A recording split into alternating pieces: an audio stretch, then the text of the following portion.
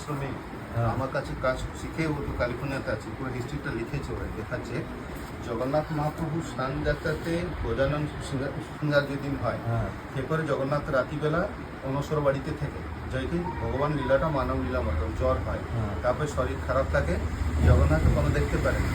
এই সেবাটা আমার কেলুচরণ মহাপাত্র যে নৃত্যশিল্পী ওনার দাদার আমার গুরু ওনার বাড়িতে হয়, তার শাড়ি দুটো ইউজ হয়।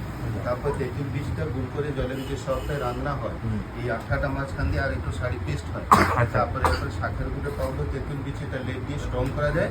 এটা ঘষে ঘষে আমার পাথর আছে জল দিয়ে এটা ঘষে ঘষে পালিশ হওয়ার পরে এই ঘরানাটা যেত আর হলো পট। পট মানে এটা দুটো শাড়ি তৈরি হয়। আর তেঁতুল বীজটা যেটা মন্দ হয় এটা পোকা লাগে না, ওই জন্য আমার জেনারেশন আমার তো পেন্ডিংটা খারাপ হয়, কুড়িটা আছে আগে বেশ গ্যারেন্টিটা গ্যারেন্টি, তারপর যে স্কিম কিরকম বানাবে।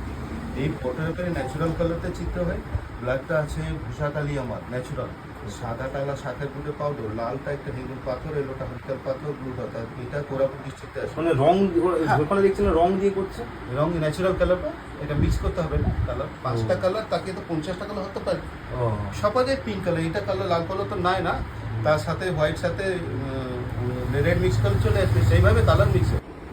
এই ফ্রেম হয়ে গেলে তার লুকটা তো হবে।